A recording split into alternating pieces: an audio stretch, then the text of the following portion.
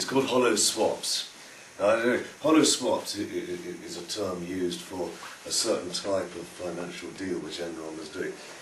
What you do is you found a parent company which does genuinely exist, and then you form a lot of other companies, all have names, and you give them a certain financial value, but they don't do anything apart from this value. And so accounting day comes along, and you sell the assets of one to one of the other ones, and that shows a profit, so you actually bring in some more investment to those companies, and you make some money.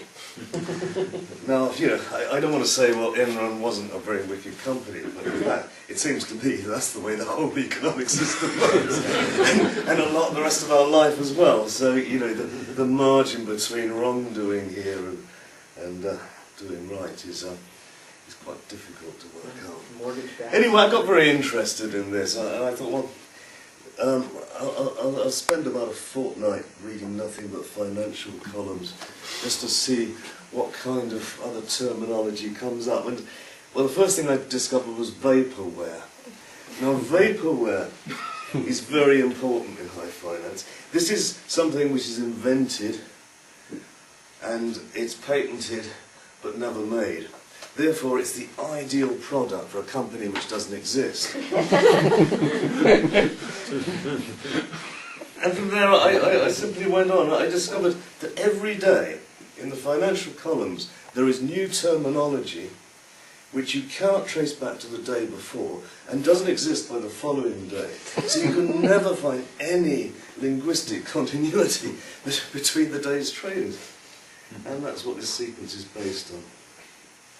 Hollow swaps, a gathering of emblems for postmodern finance, or salience is golden, but my eyes bakshi. They sent, freestanding as a hedge on a vaporware buffer, the right message. A capex today could be an overhead tomorrow. Irrational exuberance is dead. It didn't look bad, but behind closed doors, like for like antitrust disguised such complex or contentious off-balance sheet entities as Chuco, modus vivendi, float on ice.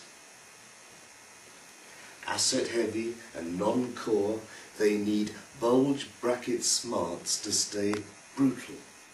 When in negative territory, always stress test plunges through parity. You must listen very carefully, because if you really get this, you're going to be rich. Yell or flatter. Split capital trusts no one unless more consumer bang is pulled through double dips to the timeline in a week without interims scheduled. When you are ready to generate synergy, call a second-tier player with restructured debt. Beware channel stuffing and soft peaks. See for yourself how frequently downgrades follow updates. With qualified special purpose entities at standstill, all the milestone casualties tank sideways. There are still rare days when no new language appears anywhere.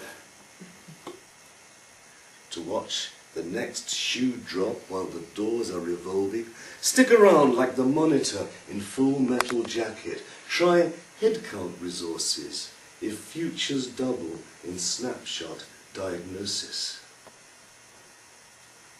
Out of the blue and into the red, but there had, or so the rainmaker said, to be a bounce with nothing in the vertical silo more than a bit of hoovered goodwill.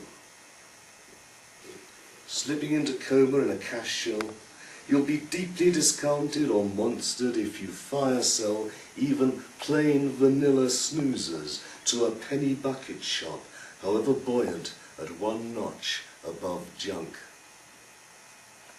It looks as if a high-risk daub became an off-the-books debauch. When all the ducks are in a line, all the golden parachutes will open. quote, "There was a time when people forgot their responsibilities," unquote.